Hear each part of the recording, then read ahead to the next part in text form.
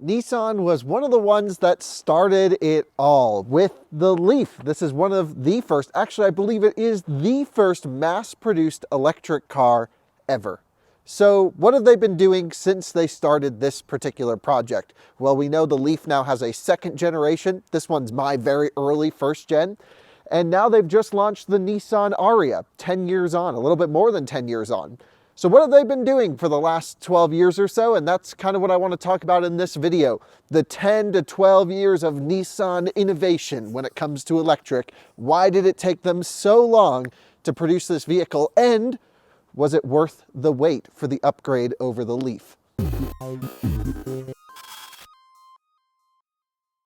Well, we got a very weird April snow this year, and I actually ran the Ariya through a car wash, a heated car wash, which we have in Colorado. Pretty interesting. The Leaf didn't quite get the same treatment, but I did try and brush it off so you could see what's under there. And this is my mighty 2012 Nissan Leaf. This one is actually the fully spec'd SL Plus. It has a solar panel in the roof. It has xenon headlamps. Or at least blue ones. They might actually be LED headlights. I think they are LED headlights now that I'm thinking about it. And, you know, for its time, yes, it's a pretty ugly economy box car. This was pretty innovative. And of course, Nissan mastered how to make electric cars viable at scale. They were one of the first. Between them and Tesla, they got it right. So then we come over here to the Ariya, which is their brand new fully electric crossover, of course, that starts in the $40,000 range, goes all the way up to this model right here, the Platinum Plus E-Force, which is $63,000 as tested. And you would imagine, since Nissan was one of the first brands to electrification, that they know a thing or two about what they're doing, and this would just be the vehicle worth waiting for, and it would have all the stuff that, you know, would be class leading. And unfortunately, it's just not the case. So what went wrong? What happened? I'm going to walk you through why I believe this is not the vehicle Nissan should have produced. But I want to go back in time a little bit and talk about the original Leaf. This is, you know, Nissan's been known to build some of the best creations of all time. The Nissan Murano Cross Cabriolet, peak automotive enthusiast racer.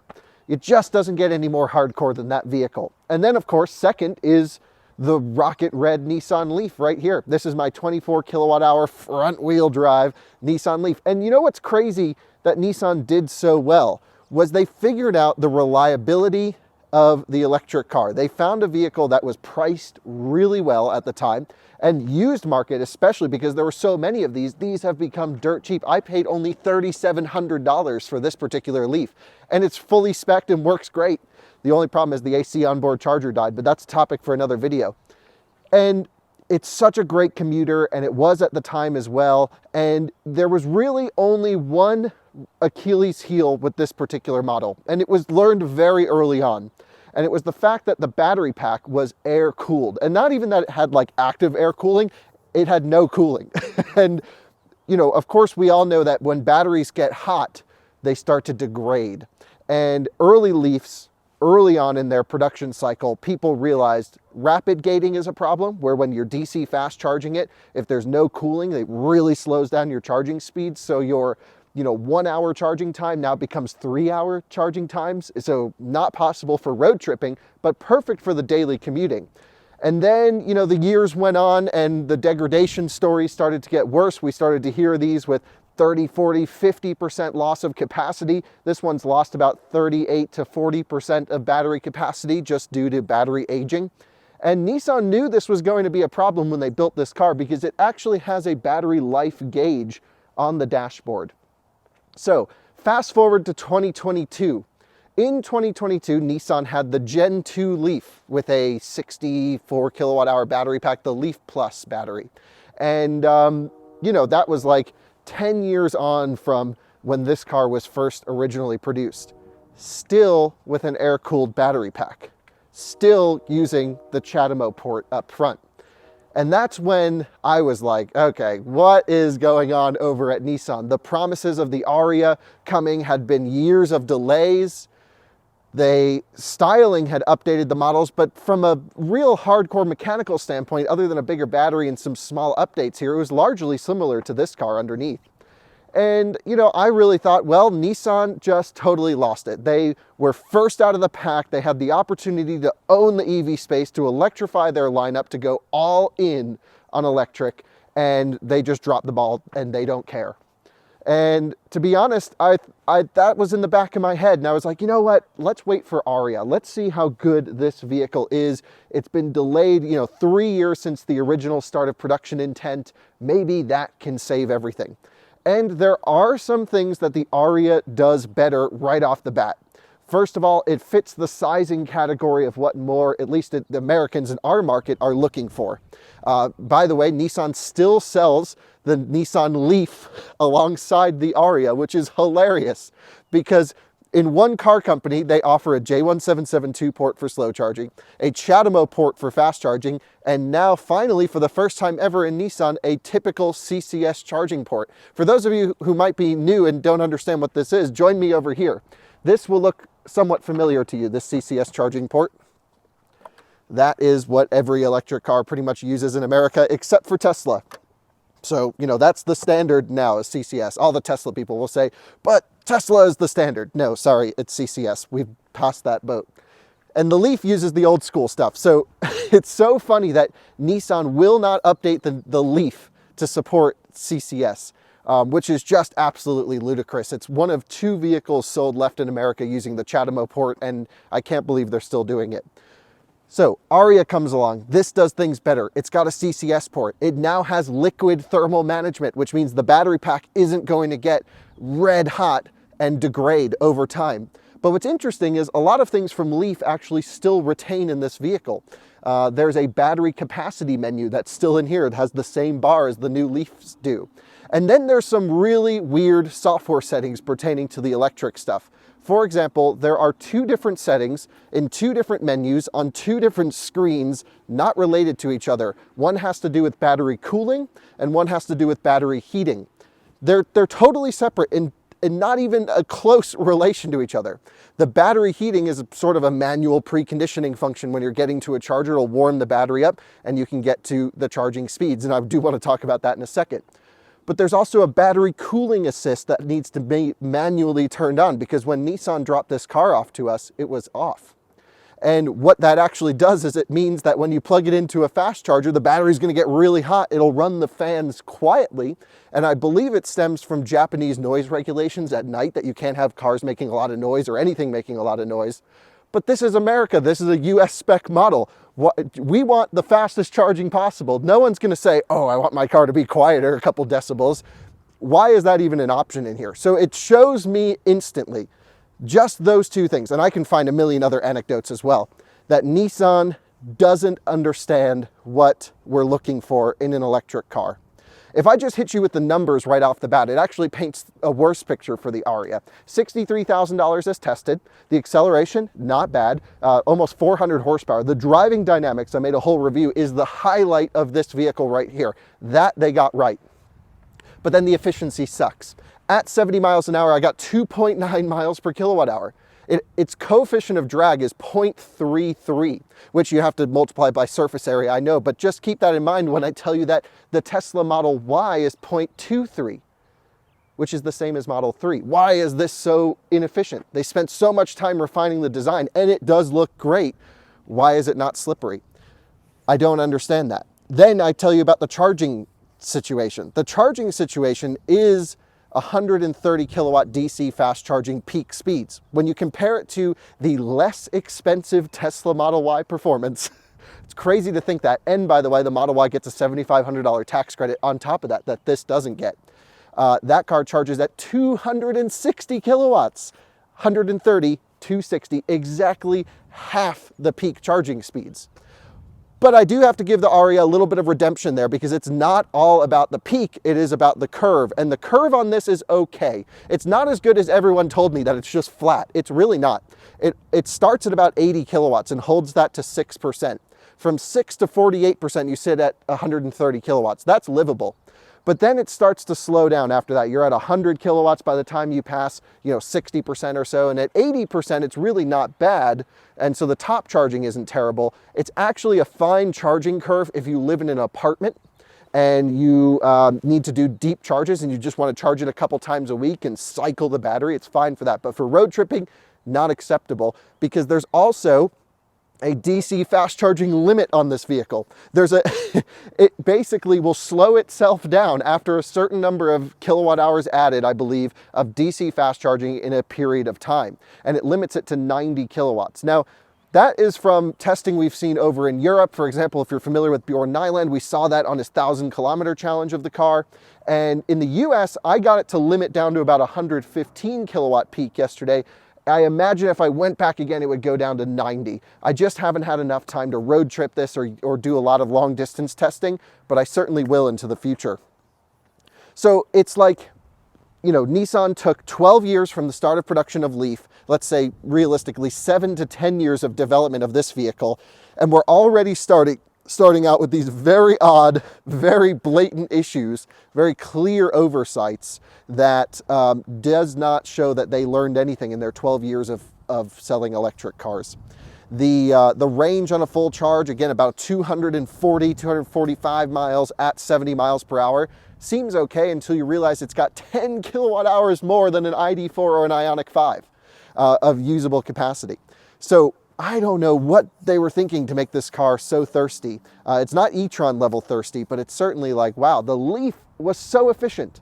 That thing gets 5 to 6 miles per kilowatt hour around town. This gets 3 to 4 if you're really lucky around town. I get it's a bigger vehicle, but holy smokes, they did not focus on efficiency here.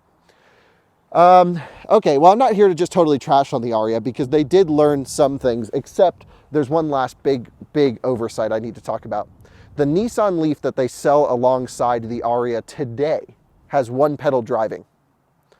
This, the brand new flagship electric SUV, does not have one pedal driving. It has something called e-step instead of i-pedal. Or is it, what does Nissan call it? I forget exactly, e-pedal, I believe. But this has e-step. And what it does is it brings you to 6 miles an hour and then creep kicks on and coasts. Why does it not have one pedal driving? Nissan's been doing it. Leaf owners love it. It is the best part about owning an electric car that's a commuter like this, is having one pedal driving, and it's just not here. So what has Nissan learned over 10 years? Well, they've proven to us that they won't spend the engineering dollars to fix the Leaf with active thermal management. They changed the chemistry a little bit in the 60-something kilowatt hour battery pack, the new Plus battery, to handle hot temperatures better.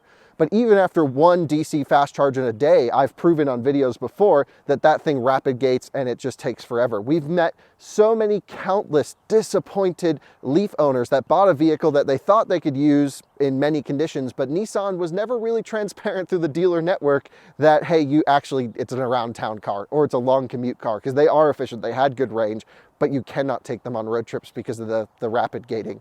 And you'll hear stories once in a while of someone who's driven one across the country and things like that. But CHAdeMO is being ripped out everywhere. No one's using CHAdeMO anymore. And they're basically still building today vehicles that will not retain their value because they're not able to be charged. What Nissan really needs to do, and I hope their engineers are watching this video or someone is, you need to offer a CCS retrofit to this vehicle, to any Nissan Leaf that you've sold. Let the owners pay for it. Charge $500 for it, something like that. I would happily bring my Leaf in and rip the CHAdeMO port out and put CCS into it. I actually saw an experimental vehicle, not from Nissan, in Europe that someone did that too. So I hope either the aftermarket takes up or something. It's the only way to save the car values for Leaf owners. This is just priced completely wrong. It does not have a good place in our market. The single motor version is a front wheel drive primary axle, which is just the wrong way to set up a car. Especially now that, we've learned and we've proven over time that in the snow, rear wheel drive and rear motor is probably the best and most controllable and the way a vehicle should be set up rather than a front wheel drive biased vehicle. This one having the all wheel drive is great, but it's a $4,000 option to get all wheel drive.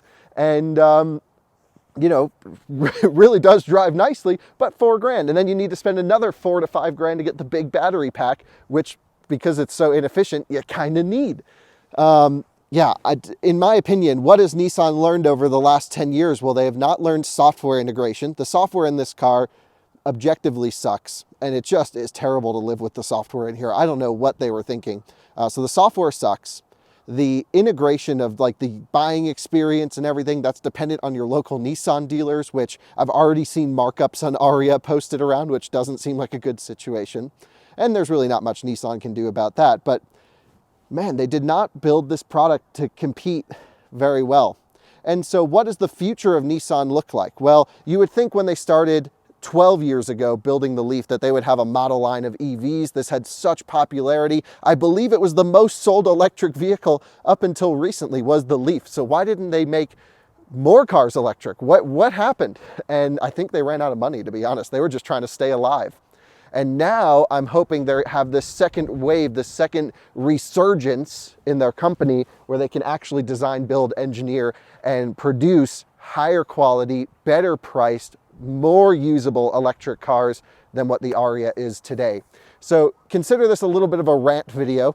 I'm just sadly annoyed that Nissan really hasn't done much. The fact that Nissan Leaf has easier heated seats and heated steering wheel to turn on than this, which is menus deep and multiple selections, shows that they really did not understand the user experience of what someone wants from their electric car or even daily driver. This is frustrating. This is pleasant. It's cheap and cheerful. And sorry if I upset you in this video today, but Nissan, you really got to get your you-know-what together, because this is not the act to follow up 12 years after you started this thing. This is like, you know, Dumb and Dumber Part 2. It just wasn't as good as the original. And, you know, not one I can recommend, at least. I would recommend buying literally any other electric SUV than the Ariya, just based off of its price point. One thing Nissan can do well to kind of redeem the Ariya, to be totally transparent, is the lease. There was a period in time, maybe 2 or 3 years ago, where you could lease a brand new Nissan Leaf S base one with the 40 kilowatt hour battery pack, 42 kilowatt hour. And that was $89 a month, zero down here in Colorado. Why I didn't do that, I don't know. I think I couldn't find any. But it was just one hell of a deal, $89 a month lease. If they can get this thing to $299 or $399 a month, low down for a front wheel drive, mid-spec option, now we're talking. Now we're getting somewhere. But even then, a Model Y leases out not too far away from that. So yeah, I cannot believe the value for money is so poor in this car. I can't believe how bad the software is. I do think they got the reliability part right, though, and that's one thing we do have to commend Nissan on. You can't kill these things. Yes, the batteries degrade, but from a powertrain standpoint, from an electronic standpoint, they last really well. And this gives me the same impression, because even when you hit 0% state of charge in this, you still have 3 or maybe 3 and a bit kilowatt hours below zero so that you don't run out. I mean, they did some nice buffers here and there to really, you know, I would say, help people not be super annoyed with electric. The charging curve, while the peak isn't huge, it is an okay curve. Yeah, well, be curious to hear your thoughts. What should have Nissan done in their 12 years rather than working on this one electric car that came out? Should they have built out a model line? Did they do the exact right thing? Because they had no money after the Leaf to build anything. They were, you know, on right on the edge of bankruptcy. Their models were aging. They had to redesign their entire lineup from a styling perspective using old tech. That's kind of where we are with Nissan today. Yeah, what is your opinion? What should have Nissan done? Because they were in a tough situation. But I will say one thing that I think we can all agree on was we wish they would listen to their enthusiasts, to their owners, to people that want to buy electric cars, because there's so many. They had such huge success with the Leaf that they would build a car for the people. And it's not this one. So thanks so much for watching another video. Sorry it was such a negative one on Nissan, but you really got to get your you-know-what together, because this is not a bad car if it was 20 grand less expensive for the top spec. We could forgive some of these things. Thanks for watching. See you in another one soon. Bye-bye.